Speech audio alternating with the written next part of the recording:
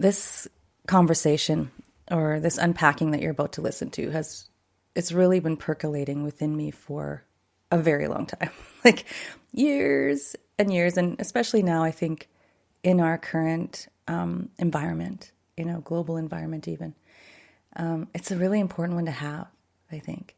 And I think to have this conversation in a new way is essential for us to, I don't even think the word is move forward. I just feel like expand out of old, antiquated, stifling, this container.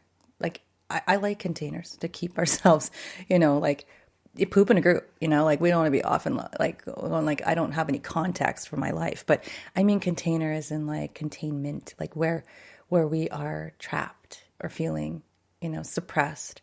It only just boils up to the surface, and it only causes, fear and anxiety and polarization and fighting and rejection and complete disconnection from self, others, the world around us. So I feel as if this whole conversation could be had in a new way.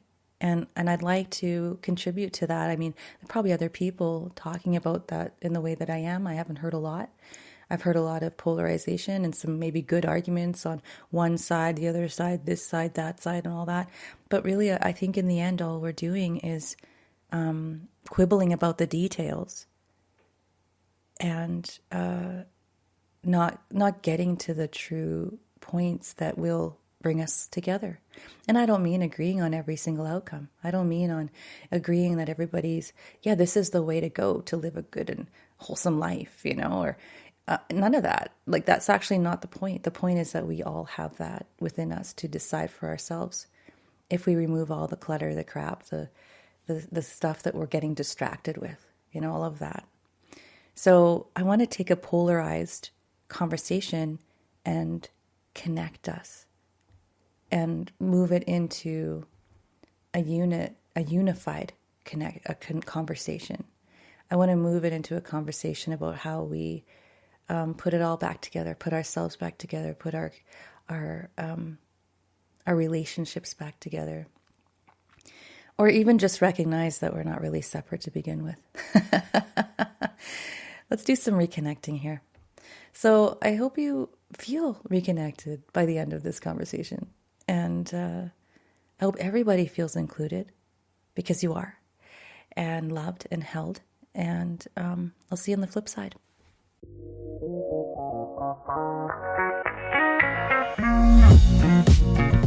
Welcome to the Family Health Revolution podcast with Coach Carla Atherton, where she discovers, uncovers, explores, and reveals the secrets to true family health and wellness.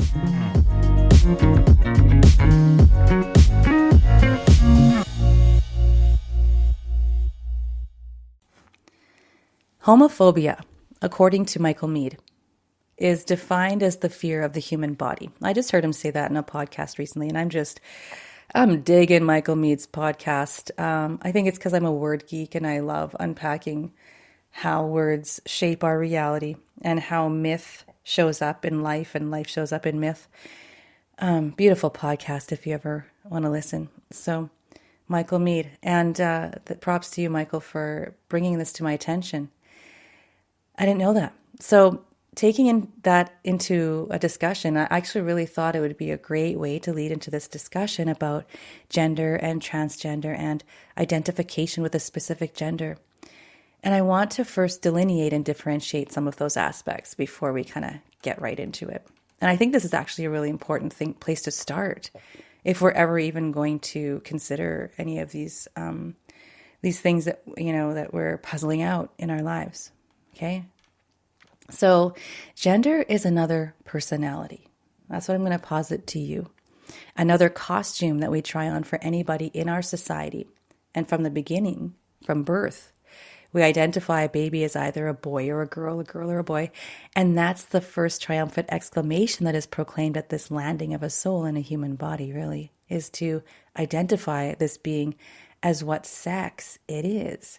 And immediately following what gender we will assign, right? So male, female, girl, boy, feminine or masculine, female, male. So let's make the distinction between those two things right now for clarity's sake, because that's really important to make that distinction. Male or female is the sex, right? Boy or girl, man or woman, that's the sex. And the sex is actually the organs that that person has, right? This is how we define it biologically. The chromosome configuration of XY or XX, and also the hormones, and sometimes maybe the neurochemistry. But for sure, the hormones, the chromosome configuration, the organs, and these hormones that are instruct, right, and catalyze a huge number of physical responses in the body, such as like gonadal development, breast development, and physical attributes such as facial hair, like voice tone, muscle mass, etc. And there are reasons for the development of all of these things, which I won't get into here, but this is what happens in a body that is male or female. Knowing that there are people who have bodies, of course, that are somewhere in between, right? So we're not excluding people that are somewhere in between at all.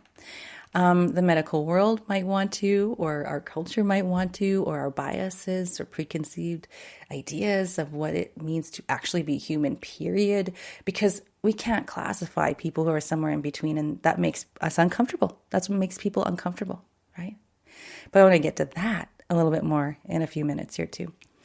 But the sex is not the same as the expression of gender, And gender is the costume we wear. That's what I will posit to you today.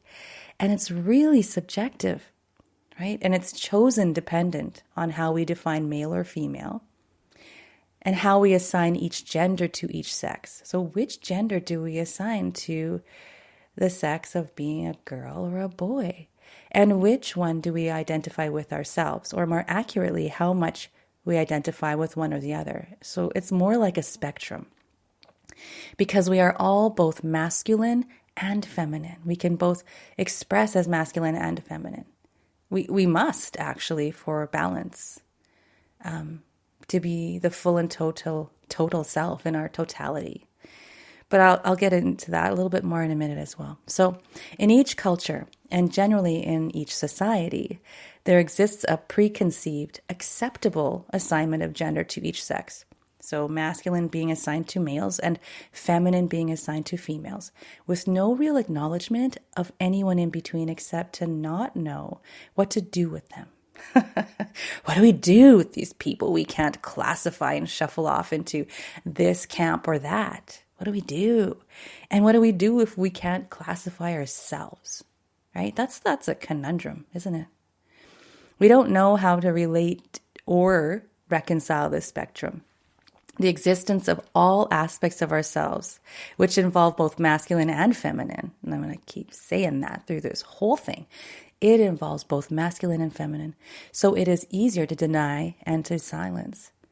Because our limited minds demand the illusion of categorization and order. It's an illusion.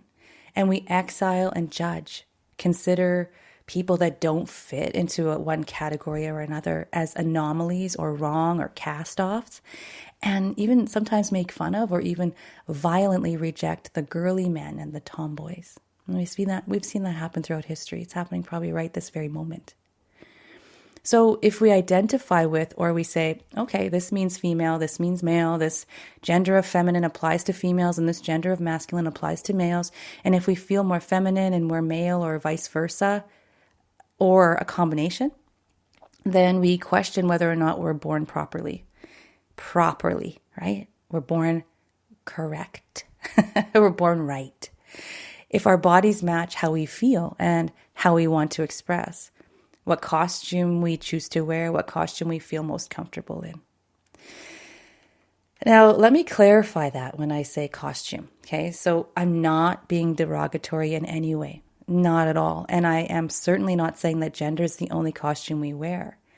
I'm not saying any male who dresses in glittery drag or a female considered to be a tomboy wearing rough and tumble clothes, or people who like to express through their outward appearance or speak a certain way with a certain cadence in their voice, whether it be more culturally defined masculine or whether it be more culturally defined feminine way of speaking or exhibiting or portraying themselves to the world.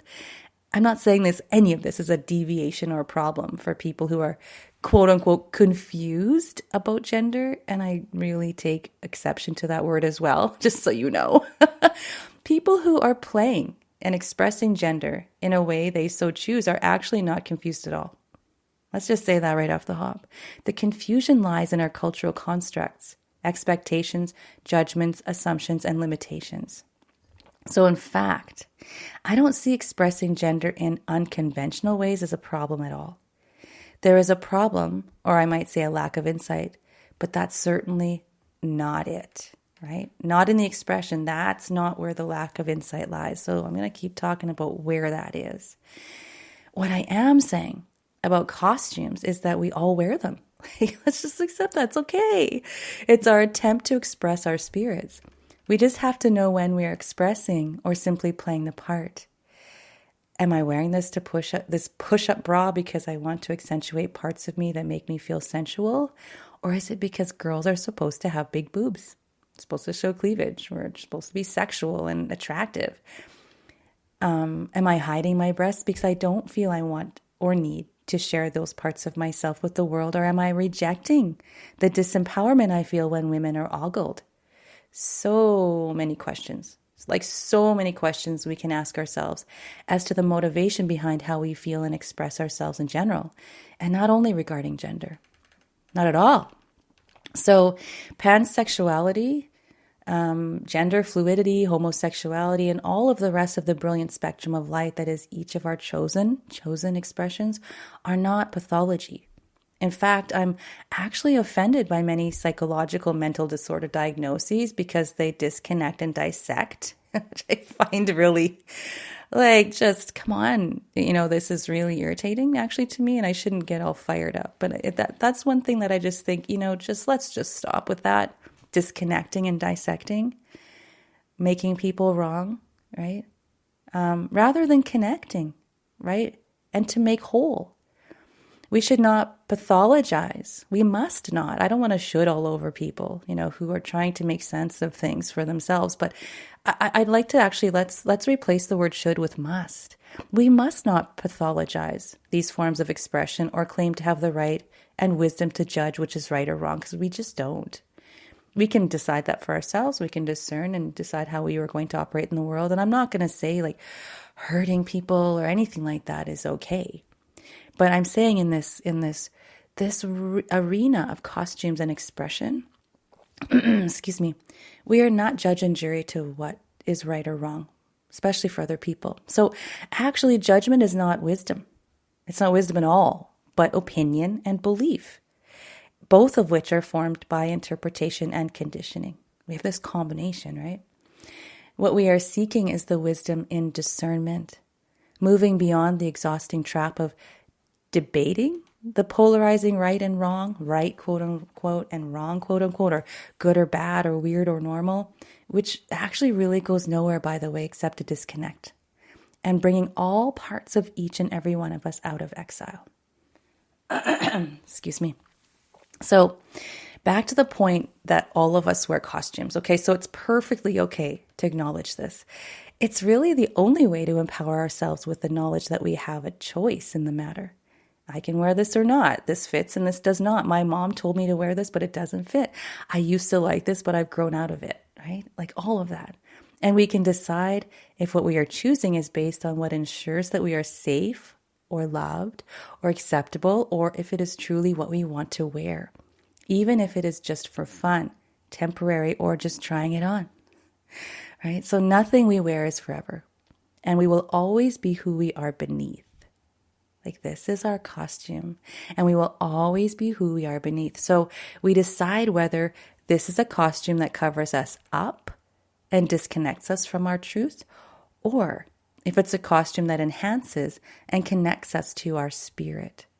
And you will know the difference. We all know the difference. We feel it. So we just think that wearing the jacked up muscle dude who never cries, right?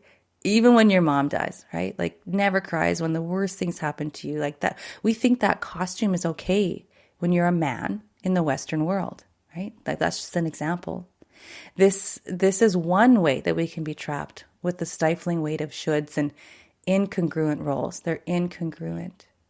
They're incongruent with who we feel or know that we are.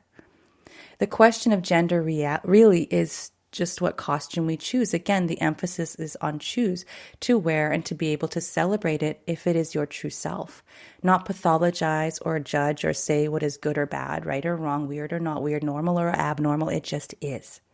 And when we can do that, then what happens is that we are accepting of each other's truths, of each other's choice. We know this is a choice and that there's nothing wrong with us if our current day definition of what it means to be female or male does not match up with the gender we have assigned to those roles and acceptable ways of expression. And I say acceptable in quotation marks. What's acceptable in our day and age right now? We will see throughout history that it's changed. So why are we changing ourselves or rejecting parts of ourselves or each other to match the current trends, the current acceptable ways of expression? So now I'm going to do a pretty delicate territory. So come with me here. You're safe with me. I got you. Love you. I want to talk about these things. I want to address delicately and deliberately and respectfully and compassionately and passionately and curiously why people feel they are not at home in their bodies, where they move beyond gender expression, right? This costume to wanting to alter their physical bodies to match the expression of their sex, what sex they feel they identify with according to the gender assigned to it, right? So, okay, here we go. I'm going for it. Let's do this. So first, remember that muscle guy, right? You know, the example I gave just a few moments ago, instead of wearing the costume, some people may vehemently reject that role and the other roles like it, like vulnerable, weak, emotional women as another example, right? Like I'm rejecting that. I don't want to be a weak ass woman, right? I'm not a weak ass woman. I don't want to be that. I don't want to be that in the world. I don't want people to perceive me as that. I want to have more choice in my life. I want to be strong, right? And women are weak. And because that gender role is assigned to and associated with having a penis or a vagina, right? Or both, or sometimes even neither, the sex we were born with, right?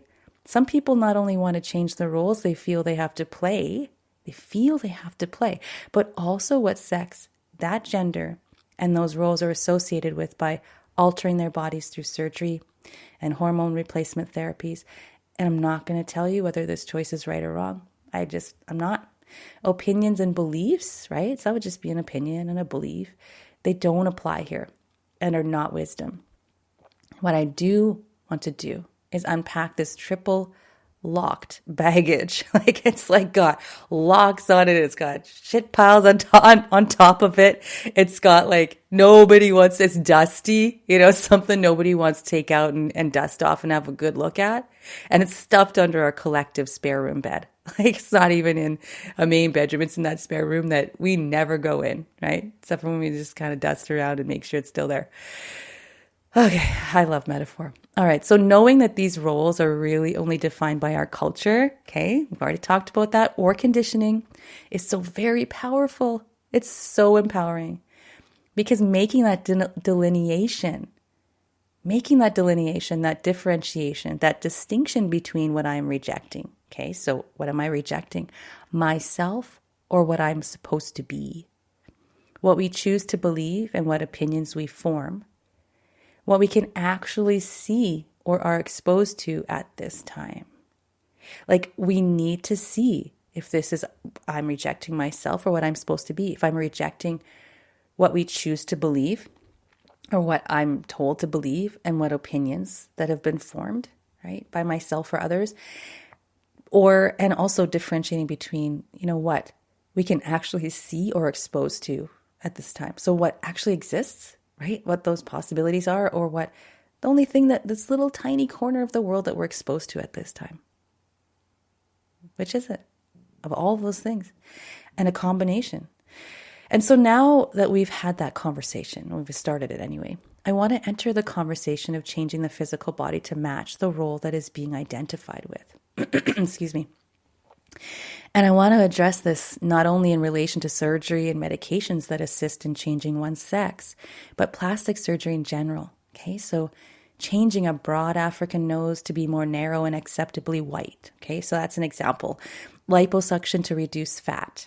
Okay, so eyelid opening to make Asian eyes more Western, right? Mastectomy, breast augmentation, steroids for muscle growth, bariatric bypass surgery. Like the list goes on and on and on and on and on, on and on. And new ways of altering our physical bodies are being like invented and experimented on, experimented with, I should say, like every day.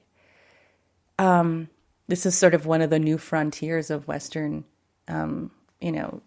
medicine, in some ways, or the anti-aging movement, or even just, the whole field of plastic surgery. So you may say that these are not the same, all of those things I mentioned, right? Those examples, but I'm postulating that in essence, at the core for the compulsion to see altering your very body as a solution to disconnect with the incongruence that can be felt between aspects of ourselves, it's actually exactly the same. So I'm not here to judge anyone who feels this is a solution or feels that it's the solution, but to receive us all, witness our struggle and invite all of us to our own empowerment. Excuse me. Like for me, I've never wanted to change my body. And I suppose maybe some people listening would say, well, that's a privilege. You're lucky you love being a woman. You're lucky you love your boobs and your femininity and you've embraced it. Your femininity, in conjunction with the sex, you were born with. And yeah, sure. And one thing I have wanted to change was the only thing I would probably have surgery for is my eyes, because I just want to see without glasses. I want to see without glasses. I want to see sharply and clearly and get these damn things off my face. I don't want to always have them. It feels like a mask now, these glasses in between me and the world. I want to have a bare face. I don't know. Yeah. So that's my thing. So, and I want, and maybe this is my movement toward my natural you. And you could be thinking yourself, well, this is my natural me. I want to move toward, how do I do that? And so when I think about surgically altering ourselves, to match that, what about the natural you? You are a unique expression of life itself. And is your body, this is a question I have, is your body also a costume you want to change in and out of? That's just a question. And I ask that to myself all through life too. Is this a costume I want to change in and out of? And I spend so much time rejecting my belly, right? But I'm gonna talk about that in just a little bit, about that and how I've embraced that part of myself and how I did that. So people even go to extremes, right? And into a type of and it can be considered dysmorphic, right? Obsession with extracting and adding body parts. And we've heard about all of this in the media, right? Entering into a never-ending dependent descent into the medical world. I want to tell you why I think this is tragic. And I don't mean that in a judgmental way, but as a person who wishes with all my being that everyone love themselves. And truly not only recognize, but realize, so make real the totality of their beauty. So I think it's tragic, yes, that we feel as if we have to change ourselves or feel trapped in our bodies as they are. So we feel trapped in our bodies as they are, or don't feel at home in our own skin. Right? Some people talk about that. I don't feel I'm home in my own skin. And I think we actually even move to some degrees cyclically through that. And as a woman, with, the menstrual cycle, for instance, I feel differently at one part of the month as I do others. Sometimes I feel really sensual and beautiful and goddess-like. And then sometimes I feel fat and heavy and just I'm rejecting myself and I'm disgusted. Even to that point sometimes I'm like, hey man, no, don't go there. Don't go there. This is because we're so not taught about these, embracing all that and why those feelings come up at certain points, why we feel like going into the red tent, at certain points of the month. But I digress. Okay, so what I'm saying is that as I've been saying, right, the identification with the roles assigned to our bodies is ultimately a choice once we become aware of that fact, or even just like an experience. It's your body. Like, this is your body. And the question to ask is, why do I reject it as it is? And the answer you will most likely receive is that you are operating under a belief or construct that was formed, or that you feel trapped in, by what has been told to us, not because it is true, but because it was accepted as a rule. And that's just something to ponder, just to question. We know that this construct doesn't match our souls. You would not be born in this body if you were not meant, or if your soul had not chosen to live this life in this density on this earth at this time, with a combination of things that make you you. It makes you you. You're not your body, but your body is an expression of you. You decide what that combination may be. So we can decide, like what are we going to do about with this, or how am I going to express this? Again, I keep using the word express. And of course, free choice is essential. Like free choice with what you do with your body. And if that means surgery, if that means changing your body and altering it to make it fit what you think you want to look like, is what you feel is the right thing for you, then I can't and I won't attempt to convince anyone otherwise. I will not say that is wrong, right? That desire to feel like everything's locking into place. What I do want to say is to ask the question again, why do I feel like my body is wrong? Why does my body, why does it feel like it doesn't match or fit? Why does my spirit feel trapped in my skin? You may find that your body is your home.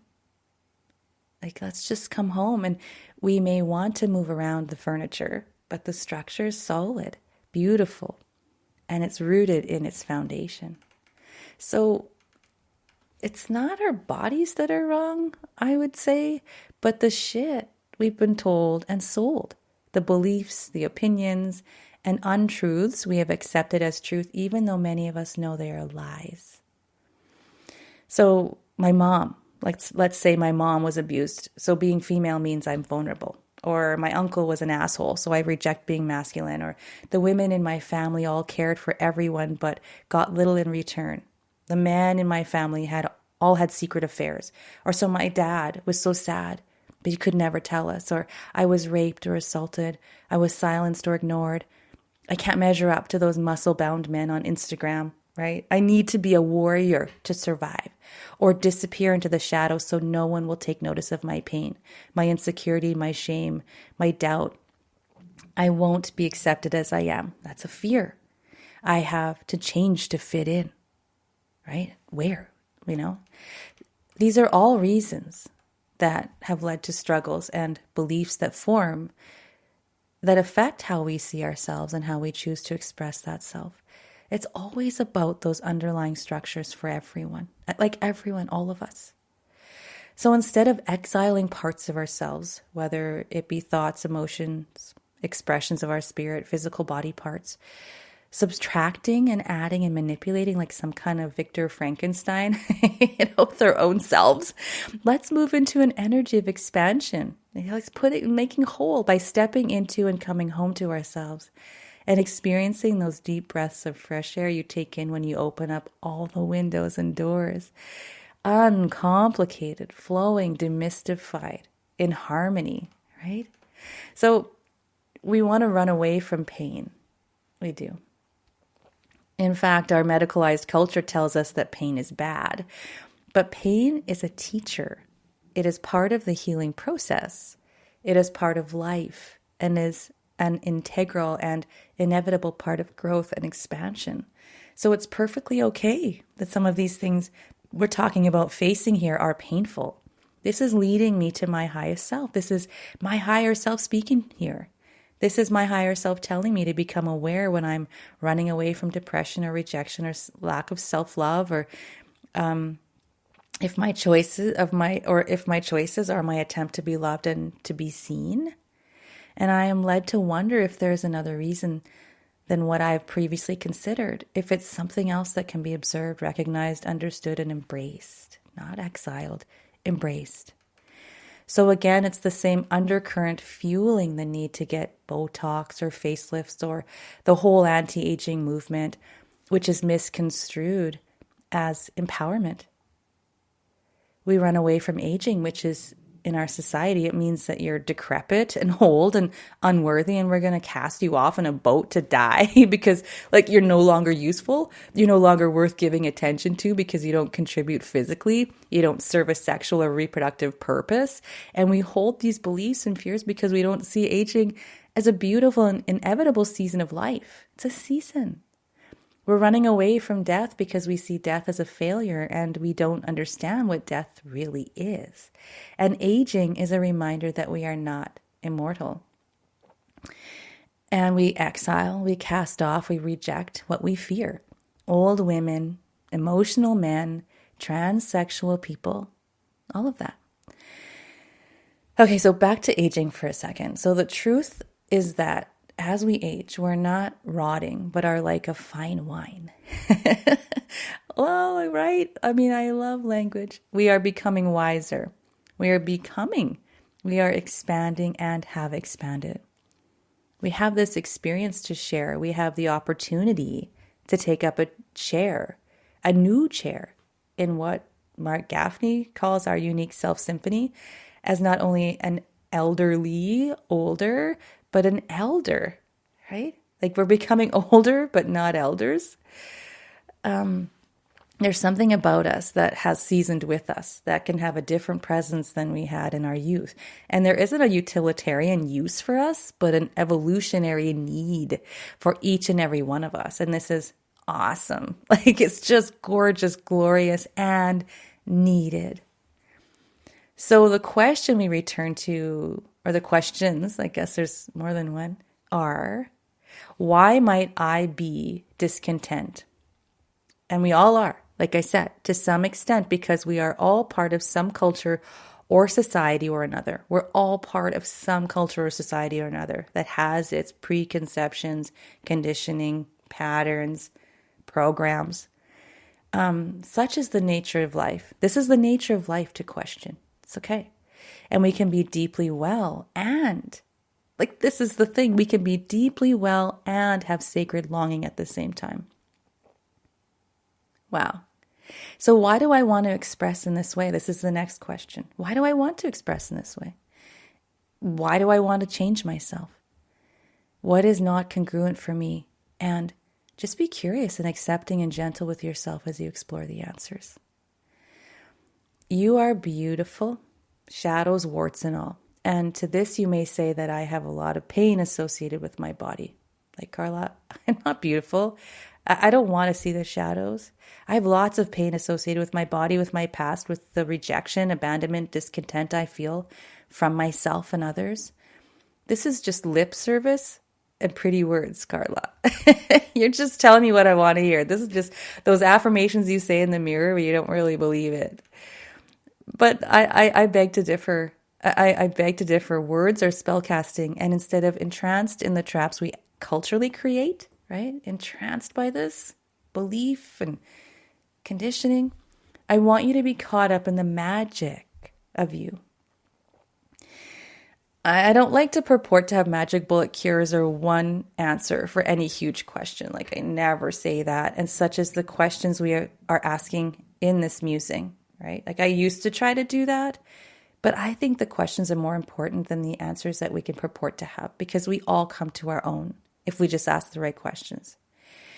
I will say this, though, okay? So the opportunity and invitation before us all is to change our consciousness, to shift into a self-love culling and decluttering, right? We're culling and decluttering the shit rather than cutting away parts of ourselves that we exile, deny, and reject. What we can reject, though, is the belief or the beliefs, more than one, there are lots of them, that disconnect us. The mindful process of rejection is called discernment. When you're mindful about what you reject, it's called discernment. I do not accept that I am wrong. There's a good one. I will not be homophobic, rejecting my own body. I will not reject the totality of me. So just see where that lands for you, to see what do you want to do next after considering this new perspective. What do you want to do next? Here is where we can get hung up in this liberation exercise, however. Okay, so I fought like hell. I fought like hell. I can't, just remembering how this was for me, I fought like hell to get recognized for my pain and for what I needed. And there's a huge story about that in my story, which I'm not going to go into too much today. But you might be feeling the same way. I fought like bloody hell to get recognized for my pain and for what I needed. You're asking me to let that go? When you finally feel like your idea, a point where you're like, yep, this fight is mine, this victory is mine, or it will be if I can continue to fight. It's like prying apart the grip of a drowning person. It's very hard to let go, even after you die from the fight. And you need a fight for. You need a fight for, not surrender, right? You need to continue to have an enemy, or what the hell was the point up to this very point, right? You might feel that way, like there's got to be something to fight, because what was the point of all this effort I put into getting recognized as XYZ, or getting, like winning my right, in other people's eyes to express the way I want to express, or do this, make this decision in my life, right? Part of that for me was medical stuff and health stuff, and people not recognizing what I was experiencing or my family was experiencing. And then when I finally got recognition, I actually didn't want to continue on with with what I was fighting for, right? So you may be thinking I have no right to make these decisions. I have a right to make these decisions. And you do, of course. I'm in no way saying that deciding to go medical as opposed to natural, or to leave the questions of role playing aside and do what makes you feel good in this very moment is wrong. I'm not going to say any of that's wrong. My point is the very opposite, actually. The more aware you are about yourself and your motivations, the freer and freer your choices can be. When we're like just fighting for this one thing, we can actually become blind to the totality of the situation, right? And all you do with that storm within is to ask a simple question. So how do I get centered again? This is the simple question. Will this serve me? And that is all. That's all you need to ask.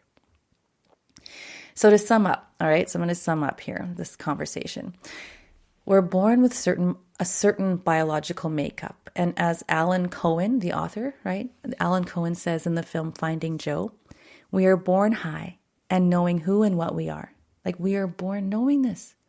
Then, this is me adding to this, then we're conditioned into an ego, a personality, the expression of our spirits, which includes a gender role construct, not out of maliciousness, but out of the human need for survival.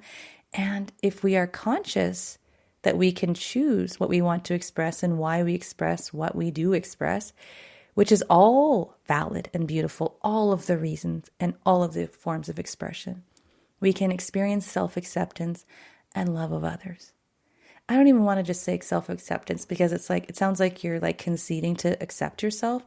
No, I mean full-on wholehearted love, self-love. Yeah.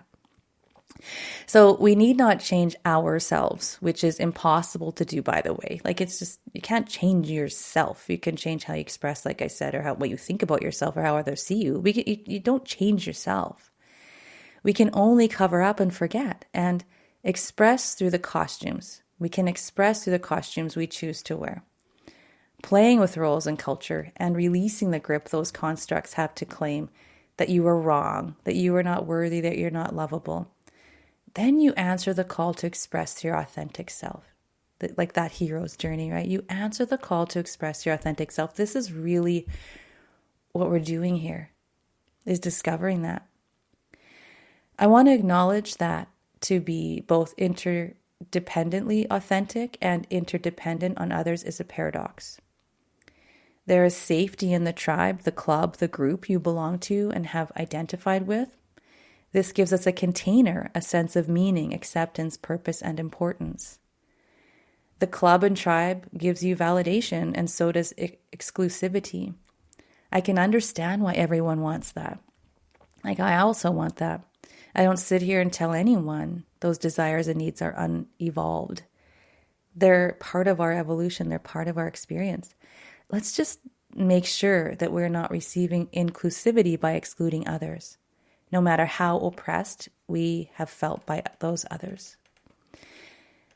Okay, that's just a little point I wanted to make in this conversation. I think it's really important. So with these musings, I want to open up conversation. A conversation that isn't polarized, right? I'm right, you're wrong, I'm big, you're little, it's nothing you can do about it. But considers duality, considers paradox, considers the spectrum of light we are each expressing, considers not just a for or against quote unquote answer, right? Like, what's the cure? What's the answer? What's the thing we should all do? But a deepening into the why and the very thing that everyone involved in this conversation is trying to sort out. This is what we're all trying to sort out. Am I okay? And of course, I'm going to say the answer is like, hell yes. Yes, you're okay. So this conversation is not about fighting for the right to express in any particular way. Okay, I'm not here actually fighting for the right. I've been like a activist, freedom fighter kind of position lots in my life, but this is not where I want to go with this, because all I'm going to do is propel and perpetuate the fight. And I don't want this to be a fight. And especially for not any particular thing. I don't want to enter the legalities or the opinions relating to morality and rightness.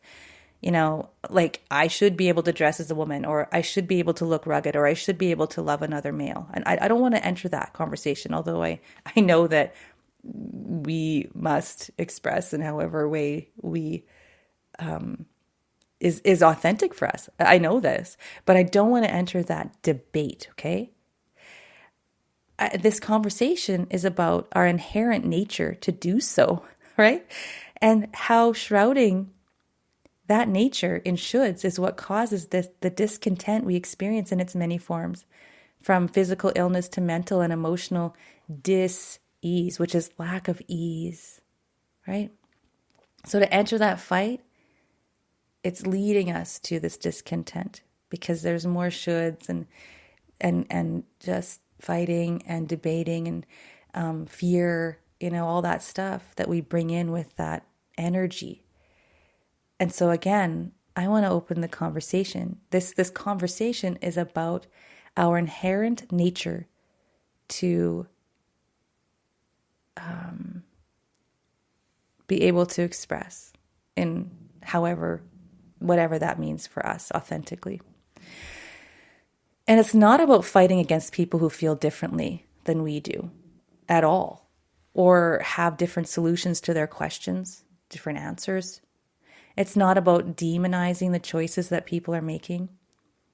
I'll tell you, I'm really tired of the intellectualizing, the theorizing, the diagnosing, the dissecting and overthinking and pathologizing and psychologizing and judgment and disdain, all that stuff that's spewed forth from all these conversations on the airwaves that polarize between people who believe that opinion and belief are truth.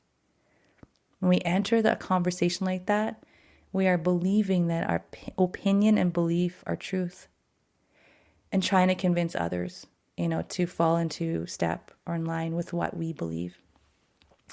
And this declaration may sound a little full of disdain here as well. Maybe I'm not trying to do this, but so this is, however, my sacred anchor.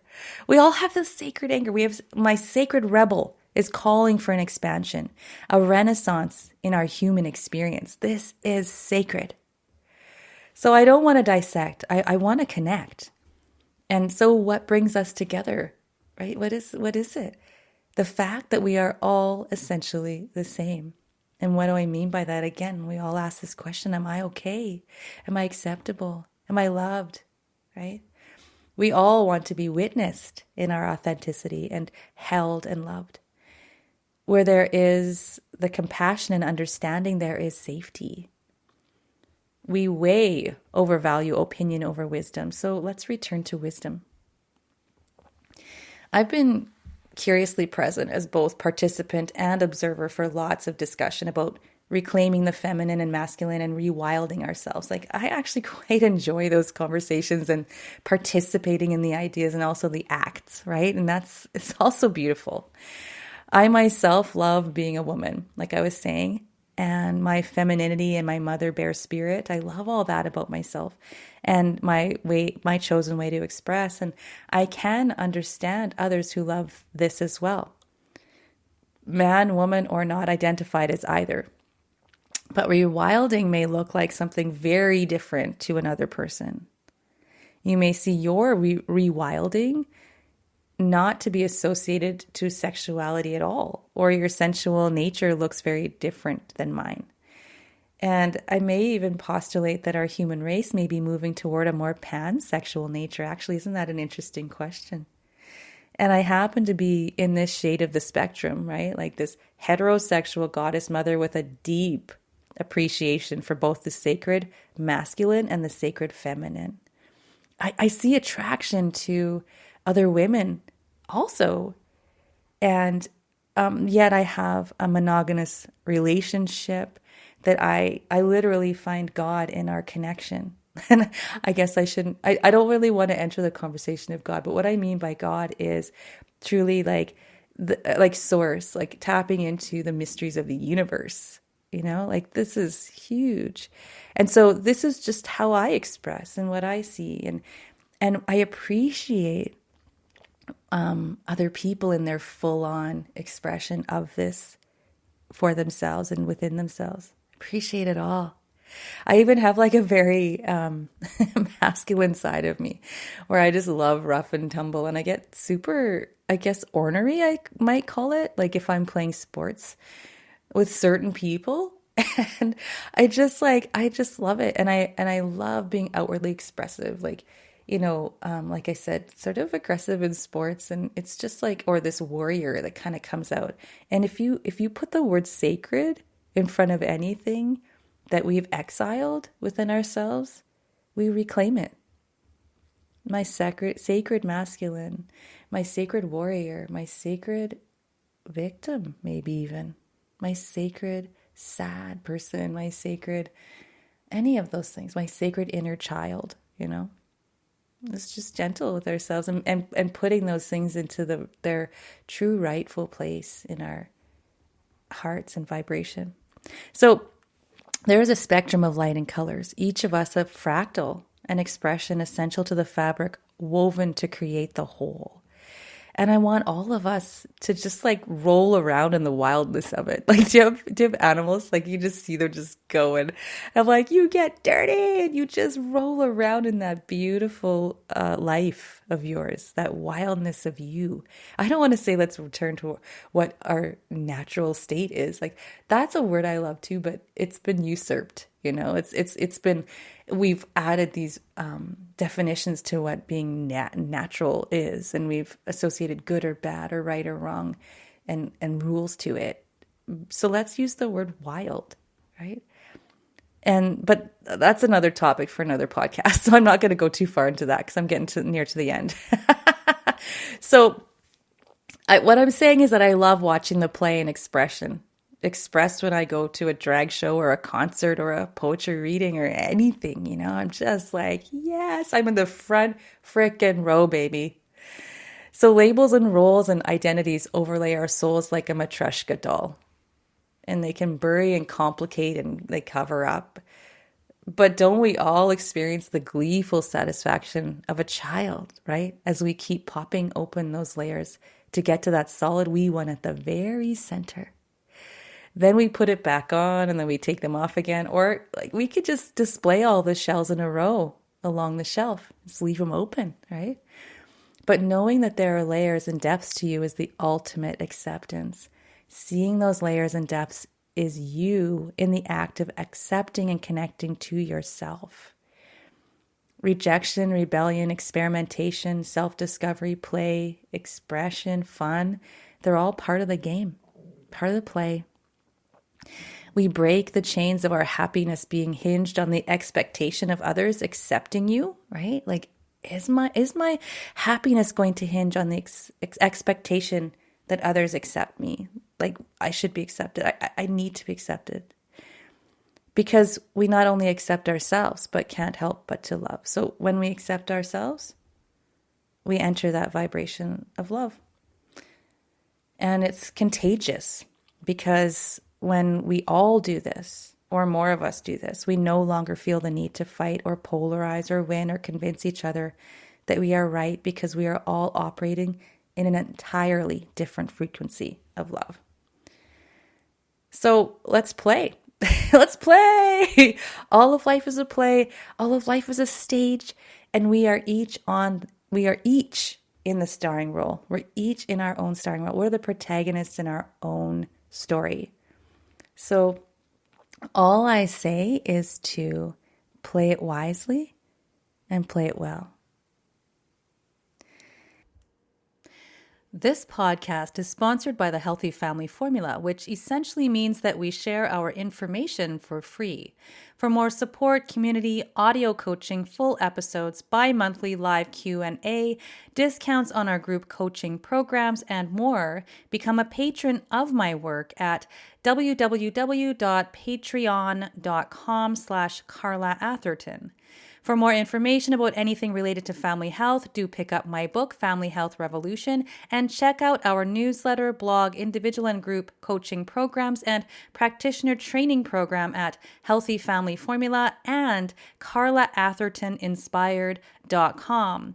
Find us on Instagram at Coach Carla Atherton and on Clubhouse at Empowered Family. Please note that Family Health Revolution podcast is not a source for diagnosis or medical treatment, but is the opinion of the host. This podcast is intended to empower people with information so they can make the best health decisions for themselves. It is up to each person to listen to their inner wisdom, consider the information they deem to be accurate and applicable to their individual situation, and consult with their trusted healthcare providers if they so choose when making any decisions regarding their own health or the health of their loved ones. Each person's health is their own responsibility.